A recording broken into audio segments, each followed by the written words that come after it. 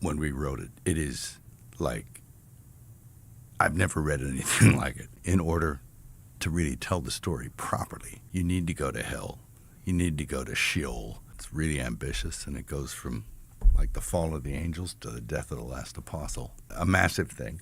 And theologically, it's something that you have to really look at. In 363 AD, a group of bishops gathered in a city called Leota. Music, they were not armies. They carried no swords. They held no military power. What they held was something far more consequential: the authority to decide what the Christian world would be permitted music to read, permitted to believe, and permitted to know about the man at the center of their faith. They reviewed a list. It was a list of texts that had circulated freely among the earliest music Christians for nearly 3 centuries. Texts that had been quoted by the church's own founding music fathers. Texts that had been copied, shared, and treated as sacred by the very communities that first walked away from the empty tomb. Those men in that room looked at those texts and made a decision. They banned them. Copies were collected. Manuscripts were burned. And the portrait of Jesus contained inside music, those pages, a portrait the earliest believers had accepted without question, was systematically removed from music Western Christianity's memory almost completely. Because in one place in a mountainous region of northeastern Africa that Rome could not reach and later centuries would not disturb, a group of monks never received music the order. They had no idea that the text they were copying had been declared forbidden. They had no music idea that the Jesus they were preserving, the blazing cosmic fire-eyed figure of their ancient scriptures, was being replaced elsewhere with something far gentler, far more manageable, far more useful to institutional power. They just kept copying, generation after generation, through war and famine and isolation in stone music monasteries clinging to cliffsides in the Ethiopian highlands. They preserved what the rest of the world was told did not exist. And now, music 17 centuries after the burning, a Hollywood director who once bet his career and his personal fortune on telling the unfiltered story of music the crucifixion, has spent a decade quietly building a film around what those monks' music preserved. He has described his vision in fragments across interviews and podcasts. When the descriptions are assembled and placed beside the Ethiopian music texts, the alignment is precise enough to be unsettling. The question is not whether Mel Gibson found the Ethiopian Bible. The question is what it means that both arrived at the same figure, a figure that once filled the room at Laodicea with enough theological alarm that powerful men, music, decided the world should never see it. The Council of Laodicea convened approximately 363 AD. Among its documented outputs was a canonical list, restricting which texts were approved for public reading in Christian worship. This is a matter of historical record, not conspiracy. The Ethiopian Orthodox Music Tehido Church is one of the oldest continuously practicing Christian institutions, music on earth. Christianity arrived in the Ethiopian kingdom of Aksum during the 4th century under King Azana, not as a colonial transplant centuries later, but as an early and organic extension of the faith that had spread south and east from Jerusalem in its first generation. The Ethiopian Orthodox music canon contains up to 88 books, significantly more than the 66-book Protestant canon and the 73-book Catholic canon. Among the books included and continuously read within Ethiopian Christianity are the Book of Enoch, the Book of Jubilees, and the Ascension of Isaiah, all 3 of which were excluded from the Western music canonical tradition. The Book of Enoch is not a recently discovered fringe document. Fragments of it were among the Dead Sea Scrolls, found at Qumran in 1947, confirming it circulated widely in devout Jewish communities during the centuries that produced early Christianity. Early church fathers including Tertullian and Irenaeus quoted from it as authoritative text. The New Testament's own Epistle of Jude cites it by name, music, and treats its prophecy as legitimate. Historians of early Christianity broadly agree that the canonical formation process of the 3rd and 4th centuries involved genuine theological deliberation, not a simple act of suppression. The reasons particular texts were excluded are debated across multiple academic traditions. Some scholars argue purely music doctrinal concerns drove the decisions. Others, including scholars working in post-colonial music frameworks, argue that institutional and political factors, including the consolidation of clerical authority, influenced which voices survived. The degree to which the Ethiopian Church's canon represents a preserved original versus a parallel development remains actively researched.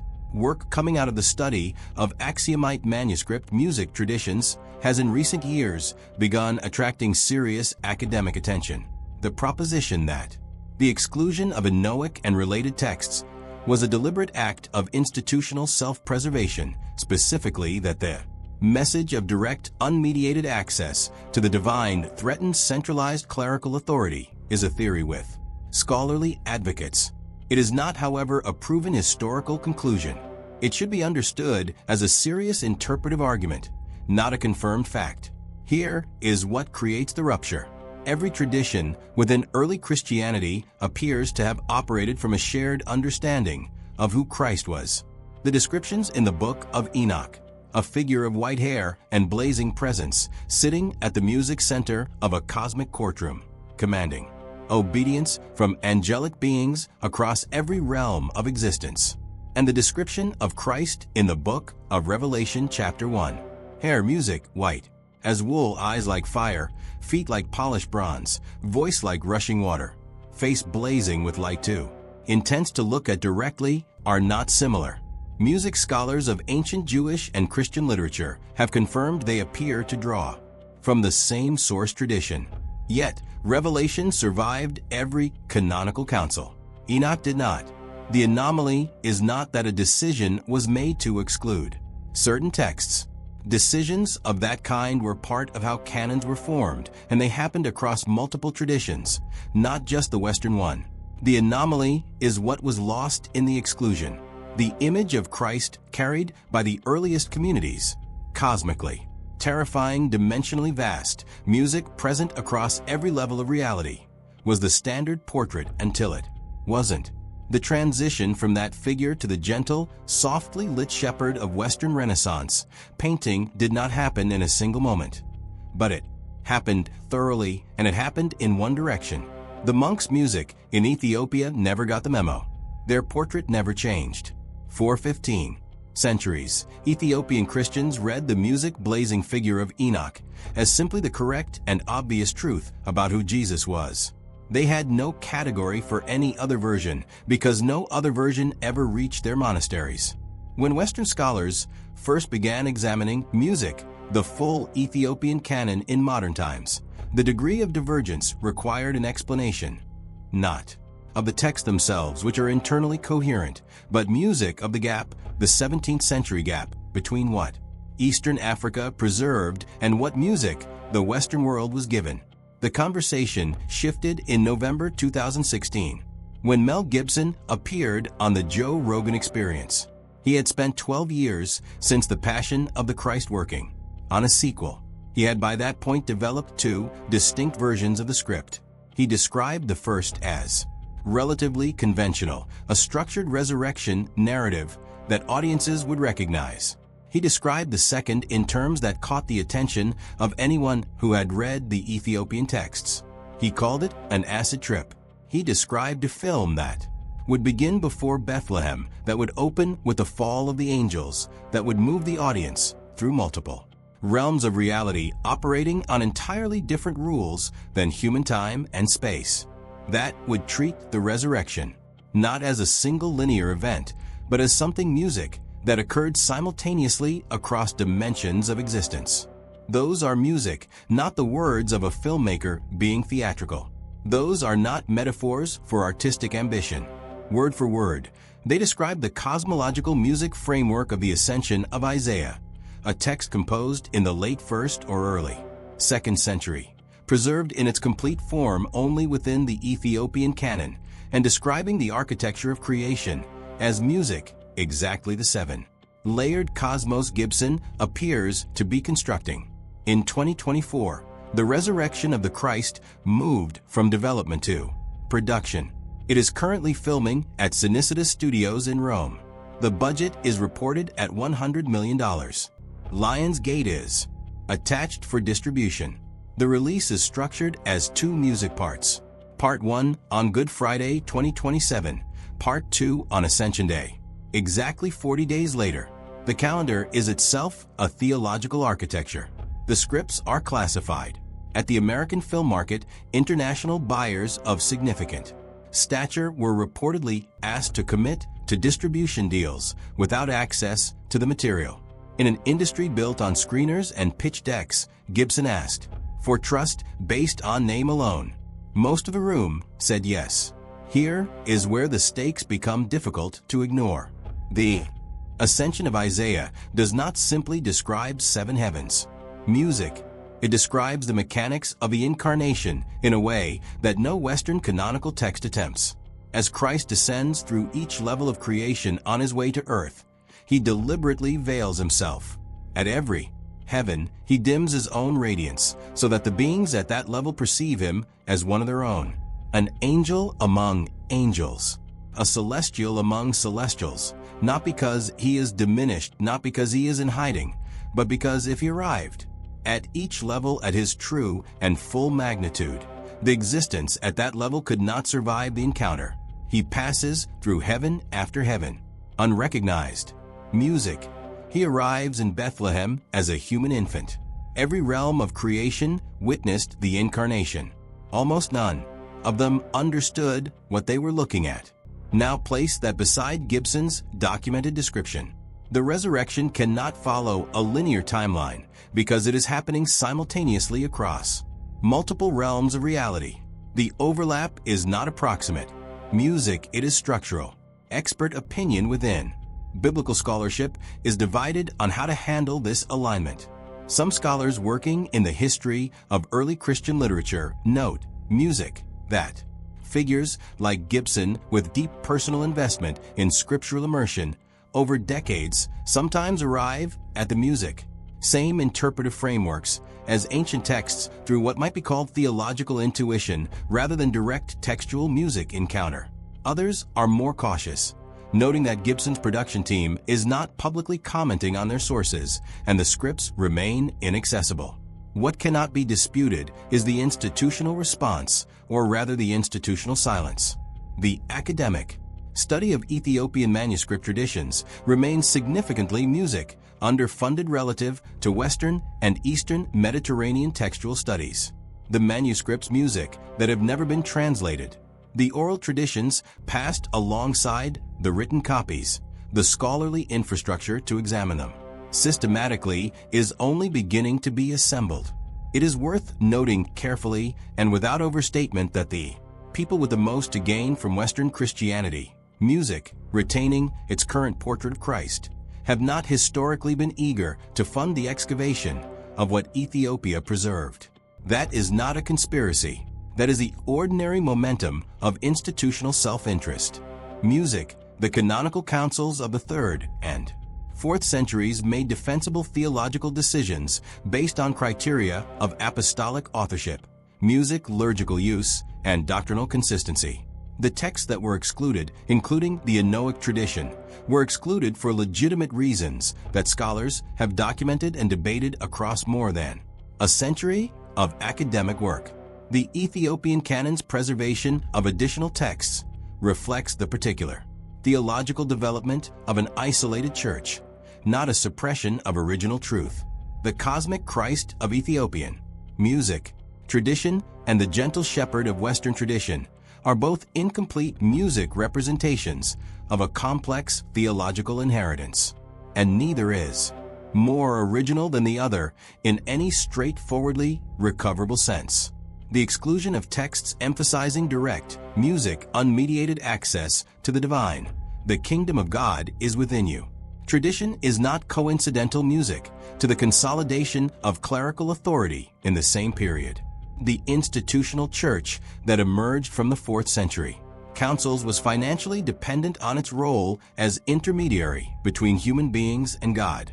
Texts that rendered that intermediary role unnecessary were by institutional logic threatening the survival of those texts. In music, Ethiopia, an area geographically and politically beyond Rome's reach, constitutes an accidental preservation of an older tradition. Gibson's film may be the first mass-market delivery mechanism for that tradition in 17 centuries. Gibson is a filmmaker, not a theologian. His public statements about the film's structure may reflect artistic, music ambition more than textual fidelity. The alignment between his descriptions and the Ethiopian texts may be coincidental or may reflect the common source pool of mystical imagery available to anyone immersed music in Christian scripture across multiple traditions. The film has not been released. Its scripts are classified. Any analysis of what it contains or intends is at this point speculation built on statements from press appearances. The genuine importance of the Ethiopian textual tradition deserves academic examination on its own terms independent of a Hollywood production calendar. All three positions contain serious arguments. The audience is entitled to hold all three simultaneously. Step back from the film and the scholarship and the canonical music politics for a moment. Consider the monks. They had no knowledge of the councils that had ruled against their manuscripts. They had no music awareness of the book burnings in Rome and Constantinople. They were not engaged in a protest. They were not preserving a secret. They climbed their mountains, sat in their stone rooms, dipped their pens, and copied what they believed every word of the text they held was sacred. They did this for 1,500 years, through war, through famine, through centuries of isolation from every other branch of the faith they shared. They asked nothing in return. They expected nothing from the outside world. They had no plan for their manuscripts to eventually reach a Hollywood director working in 2020s Rome. They just kept going. That commitment, 17 centuries of anonymous, unrewarded faithfulness to a text, is independent of any theological question, one of the more remarkable acts of intellectual and spiritual preservation in human history. And what they preserved raises a question that goes beyond Mel Gibson, beyond scholarly debates about canon formation, beyond the commercial fate of a two-part blockbuster releasing on a theologically engineered calendar. If the portrait of Jesus carried by 1 billion people right now was shaped primarily by what survived the purge of 363 AD and then reshaped again by European artists illustrating those surviving texts 1,000 years after the originals had already been destroyed, then what music exactly is that portrait a portrait of? Not of the original texts, not of what the community's music closest to the events actually read and believed, of a filtered, edited, institutionally curated version of a figure who, if the Ethiopian tradition is anywhere close to accurate, was something so cosmically vast and immediately present and institutionally uncontrollable that powerful music men concluded ordinary people were better off not meeting him. That is not a small question. It is in fact one of the largest questions available to human beings. The monks in the Tigray highlands are still there. The monasteries on the cliff sides that held the manuscripts through every century are still standing. The texts are still being copied in some of them, not because anyone assigned the task, music, but because the tradition never stopped. And scholars working in early Christian history music are only now beginning to approach the full scale of what those mountains contain. There are manuscripts in the Tyre region that have never been translated into any modern language, complete texts that Western scholarship has not yet examined, oral traditions passed alongside the written record for generations, theological understanding that exists music nowhere in Western academic literature. The Book of Enoch alone, one voice, one text, one fragment of what Ethiopia preserved is enough music to destabilize 17 centuries of assumption about who Jesus was and what his resurrection actually meant. What is sitting in the manuscripts music that haven't been opened yet? In 2027, 4 The first time in history, something close to the cosmic Christ of Enoch and Isaiah and the Ethiopian music Orthodox tradition will appear on the largest screens available to human beings. In IMAX theaters, in multiplexes, in every major city on Earth, $100 million spent music to render what 15 centuries of monks preserved in stone rooms with lamplight and reed pens. Whether Gibson's film is a masterpiece or a disappointment, whether it is faithful to the texts or a filmmaker's interpretation, whether it changes the cultural portrait of Jesus or disappears into the noise, that is not ultimately the most important thing. Here, the most important thing is the question the Ethiopian tradition has been quietly sitting with for 17 centuries: music, waiting for the rest of the world to catch up to. Not who was Jesus music to the Western Church, but who was Jesus. Before the Western Church decided what you were allowed to know, the monks kept the answer. Music, the question now, is whether the world is